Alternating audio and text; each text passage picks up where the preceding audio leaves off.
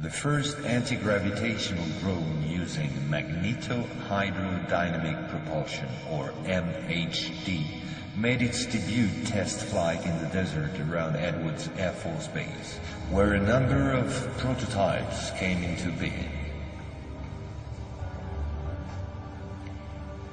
The Belgians got a small glimpse of so-called UFOs in 1989 and 1990. The incriminating model was a triangular-shaped Astra TR-3B or XR-7, capable of flying in total silence at more than Mach 10.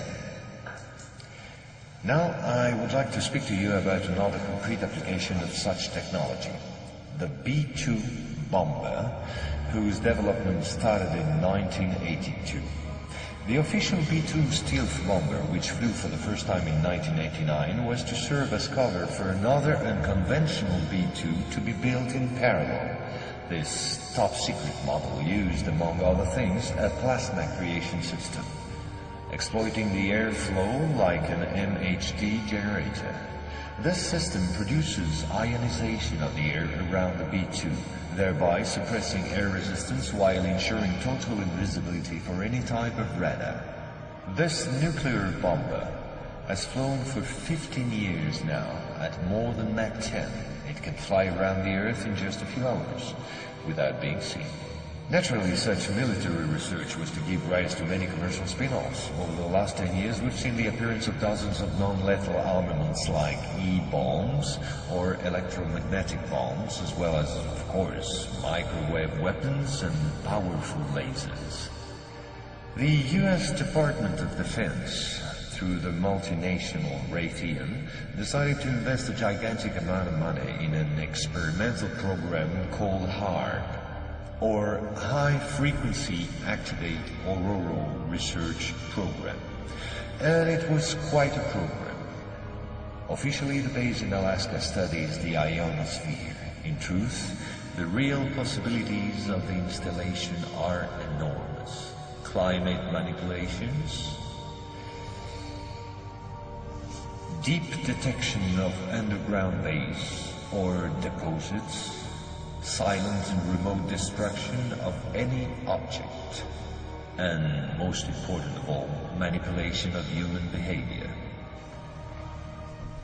If this account seems somewhat long despite my efforts to simplify, it was absolutely necessary to get to the subject I mentioned previously. Our research group is convinced that UFOs constructed by the Americans or Russians will be used to support an hoax attack on the Earth of extraterrestrial origin.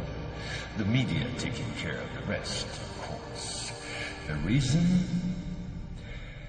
Once the threats of international terrorism has dissipated, the war economies of the major powers, with the United States at the head of the pack, will need a new enemy in order to still prosper. War on Earth will be replaced by space war against an enemy from beyond. So then, gentlemen, I thank you.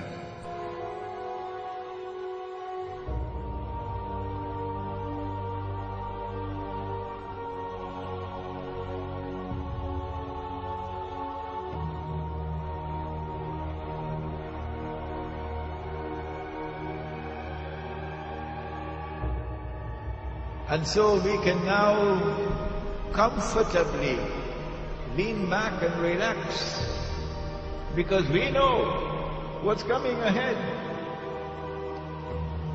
It's going to be a Star Wars confrontation between Russia on the one hand and its allies, which refuses to submit to someone ruling the world from Jerusalem, and therefore refuses to submit to the Anglo-American-Israeli alliance of the West.